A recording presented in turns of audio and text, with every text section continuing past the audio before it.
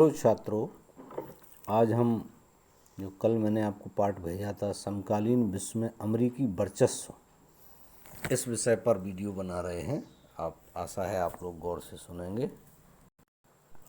हम देख रहे थे कि शीत युद्ध के अंत के बाद, शीत युद्ध का अंत लगभग 1990 के आसपास हो गया।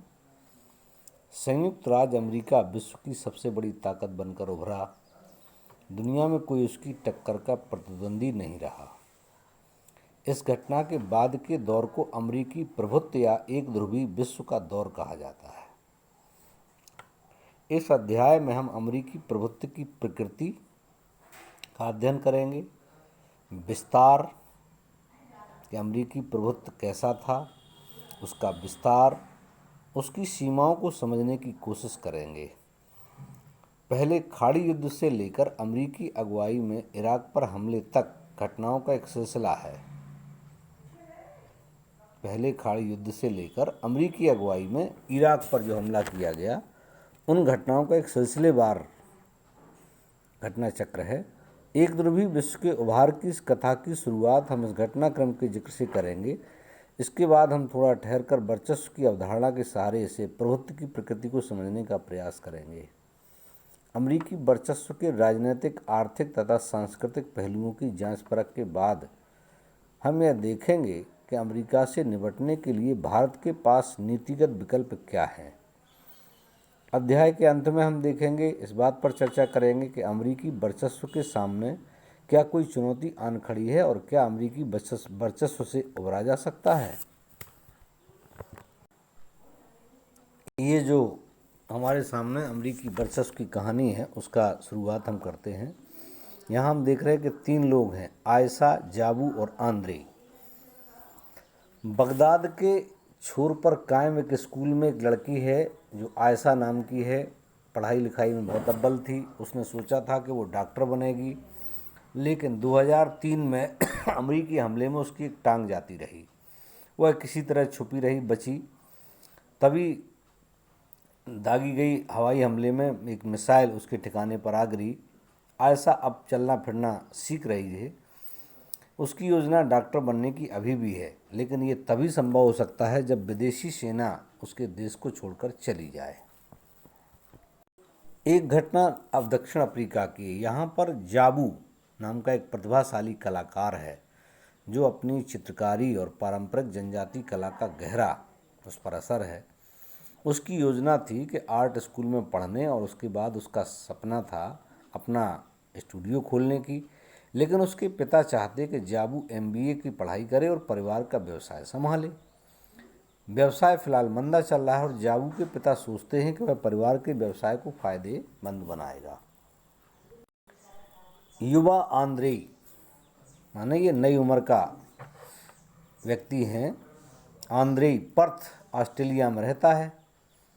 उसके माँ बाप और बतौर आप्रवासी रूस से आए थे, मतलब उसके माँ बाप रूस के रहने वाले थे। चर्च जाते वक्त वह एक नीली जीन्स पहन लेता है तो उसकी माँ आपे में बाहर हो जाती है। वह चाहती है कि आंद्रे चर्च में सभ्यशालीन दिखाई पड़े। आंद्रे अपनी माँ को बताता है कि जीन्स कूल है और जीन्स पहनकर उसे आज़ादी का एहसास होता है। आंद्रे के पिता उसकी माँ को याद दिलाते हैं कि हम लोग भी लेनिनग्राड में रहते हुए अपनी जवानी के दिनों में जीन्स पहनते थे। उसी कारण से उससे आज आंद्रे पहनता है। आंद्रे की अपनी माँ से बहस हुई। हो सकता है जाबू को यह विषय पढ़ना पड़े जिसमें उसकी दिलचस्पी नहीं है। इससे अलग आयशा की एक टांग जाती रही और उसका सौभाग्य कि वह जीवित है। हम इन समस्याओं के बारे में एक साथ चर्चा कैसे कर सकते हैं? हम ऐसा करते हैं कि हमें ऐसा ज़रूर करना चाहिए। हम इस अध्याय में देखेंगे कि तीनों एक ना एक तरीके से अमेरिकी वर्चस्व का शिकार हैं। हमारा जो मुख्य टॉपिक है कि अमेरिकी वर्चस्व क्या है। आयशा, जाबू और आंद्रे की चर्चा हम फिर लौटेंगे, लेकिन पहले इस बात को समझें कि अमेरिकी वर्चस्व की शुरुआत कैसे हुई और यह विश्व में कैसे असरमंद है। हम अपनी चर्चा में संयुक्त राज्य अमेरिका की जगह ज़्यादा लोकप्रिय शब्द अमेरिका का इस्तेमाल करेंगे। मतलब बार बार संयुक्त राज्य अमेरिका ना कह के अमेरिका कहेंगे, लेकिन यहाँ यह याद रखना उपयोगी होगा कि अमेरिकी शब्द से उत्तरी अमेरिका और दक्षिण अमेरिका नामक दो महाद्वीपों का अर्थ ध्वनित होता है, लेकिन संयुक्त राज्य अमेरिका मात्र के लिए अमेरिका शब्द का ही प्रयोग खुद में एक वर्चस्व का प्रतीक है, जिसे हम इस अध्याय में समझने की कोशिश करेंगे। नई विश्व व्यवस्था की शुरुआत सोवियत संघ के अचानक विघटन से। अचानक विघटन 90 में हो गया था, तो हर कोई आश्चर्यचकित रह गया। दो महाशक्तियों में अब एक का वजूद न था, जबकि दूसरी अपनी पूरी ताकत या कहें कि बढ़ी हुई ताकत के साथ कायम थी, माने अमेरिका। इस तरह जान पड़ता है कि अमेरिका के वर्चस्व की शुरुआत 1991 में हुई, जब तक एक ताकत के रूप में सोवियत संघ अंतर्राष्ट्रीय परिदृश्य से गायब हो गया। एक हद तक यह बात सही है, लेकिन हम ये माने कि अमेरिका का वर्चस्व यहीं से शुरू होता है, ऐसा नहीं है। हमें इसके साथ साथ दो और बातों पर ध्यान रखना होगा। पहली बात यह है कि अमेरिकी वर्चस्व के कुछ पहलुओं का इतिहास 1991 तक सीमित नहीं, बल्कि इससे कहीं पीछे दूसरे विश्व युद्ध की समाप्ति के समय 1945 तक जाता है। इस पहलू के बारे में हम इस अध्याय में पढ़ेंगे। दूसरी बात, अमेरिका ने 1991 से ही वर्चस्वकारी ताकत की तरह बर्ताव करना शुरू नहीं किया। दरअसल यह बात ही बहुत बाद में जाकर साफ हुई कि दुनिया वर्चस्व के दौर में जा रही है। आइए हम उस प्रक्रिया की चर्चा करें जिसमें अमेरिकी वर्चस्व की जड़ों को ज़्यादा गहरे तक जमा दिया। 1990 के अगस्त में इराक ने कुवैत पर हमला किया और बड़ी तेज़ी से उस पर कब्जा जमा लिया। इराक को समझाने बुझाने की तमाम राजनयिक कोशिशें जब नाकाम रहीं, तो संयुक्त राष्ट्र संघ ने कुवैत को मुक्त कराने के लिए बल प्रयोग की अनुमति दे दी।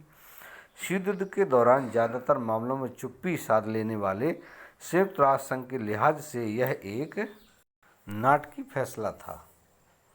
माने अमेरिकी राष्ट्रपति जॉर्ज बुश ने इसे नई विश्व व्यवस्था की संज्ञा दी। 34 देशों की मिलीजुली और 6,60,000 सैनिकों की भारी भरकम फौज ने इराक के विरुद्ध मोर्चा खोला और उसे परास्त कर दिया। इसे प्रथम खाड़ी युद्ध कहा जाता है और इस संयुक्त राष्ट्र के सैन्य अभियान को जो नाम दिया गया, उसका नाम था ऑपरेशन डेजर्ट स्टॉर्म, जो एक प्रकार से अमेरिकी सैन्य अभियान ही था। एक अमेरिकी जनरल नॉर्मन श्वार्ज़कॉफ इस सैन्य अभियान के प्रमुख थे और 34 देशों की इस मिलीजुली सेना में 75% सैनिक अमेरिका के ही थे। हालांकि इराक के राष्ट्रपति सद्दाम हुसैन का ऐलान था कि यह 100 जंगों की एक जंग साबित होगा, लेकिन इराकी सेना जल्दी ही हार गई और उसे कुवैत से हटने पर मजबूर होना पड़ा। तो हम यहाँ देखें कि जो इराक का युद्ध हुआ या पहला खाड़ी युद्ध कहें, एक बात तो जाहिर हो गई कि बाकी देश सैन्य क्षमता के मामले में अमेरिका से बहुत पीछे हैं और इस मामले में प्रौद्योगिकी के धरातल पर अमेरिका बहुत आगे निकल गया। बड़े विज्ञापनी अंदाज में अमेरिका ने इस युद्ध में तथाकथित स्मार्ट बमों का प्रयोग किया। इसके चलते कुछ पर्यवेक्षकों ने इसे कंप्यूटर युद्ध की संज्ञा भी दी। इस युद्ध की टेलीविज़न पर व्यापक कवरेज हुई और यह वीडियो गेम बार में तब्दील हो गया। दुनिया भर में अलग अलग जगहों पर दर्शक अपनी बैठक में बड़े इत्मीनान से देख रहे थे कि इराकी सेना किस तरह धराशायी हो रही है।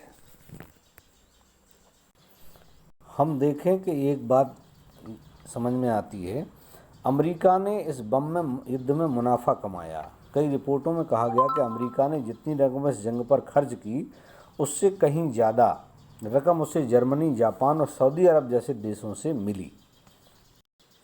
फिर अमेरिका में क्लिंटन का दौर आया, वहाँ के राष्ट्रपति बिल क्लिंटन। प्रथम खाड़ी युद्ध जीतने के बावजूद जॉर्ज बुश 1992 में डेमोक्रेटिक पार्टी के उम्मीदवार विलियम जेफरसन बिल क्लिंटन से राष्ट्रपति पद का चुनाव हार गए। मतलब वहाँ की जनता ने देखा जाए तो जॉर्ज बुश को हरा दिया और पसंद नहीं किया। क्लिंटन ने विदेश नीति की जगह घरेलू नीति को अपने चुनाव प्रचार का अभियान बनाया। मतलब उनका विदेशों की लड़ाई से ज़्यादा ध्यान इस बात पर था कि हम अपने देश की व्यवस्था सुधारेंगे। बिल क्लिंटन 1996 में दोबारा राष्ट्र चुनाव जीते और इस तरह वे 8 साल तक अमेरिका के राष्ट्रपति रहे। क्लिंटन के दौर में ऐसा जान पड़ता था कि अमेरिका ने अपने को घरेलू मामलों तक सीमित कर लिया है और विश्व के मामलों में उसकी भरपूर संलग्नता अब नहीं रही। लेकिन ऐसा नहीं था। विदेश नीति मामले में क्लिंटन सरकार ने सैन्य शक्ति और सुरक्षा जैसी कठोर राजनीति की जगह लोकतंत्र का बढ़ावा, जलवायु परिवर्तन तथा विश्व व्यापार जैसे नरम मुद्दों पर ध्यान केंद्रित, मानो उस पर विदेश नीति की जगह इन मुद्दों पर अपना ध्यान केंद्रित किया। बहरहाल क्लिंटन के दौर में अमेरिका जब तब फौजी ताकत के इस्तेमाल के लिए तैयार दिखा। इस तरह की एक बड़ी घटना 1999 में हुई। अपने प्रांत कोसोवो में यूगोस्लाविया ने अल्बानियाई लोगों के आंदोलन को कुचलने के लिए सैन्य कार्रवाई की। कोसोवो में अल्बानियाई लोगों की बहुलता है। इसके जवाब में अमेरिकी नेतृत्व में नाटो के देशों ने यूगोस्लाविया देशों पर क्षेत्रों पर 2 महीने तक बमबारी की। स्लोबोदान मिलोसेविच की सरकार गिर गई और कोसोवो पर नाटो की सेना का कब्जा हो गया। तो ये क्लिंटन की दूसरी सबसे बड़ी सैन्य कार्रवाई कहाँ हुई?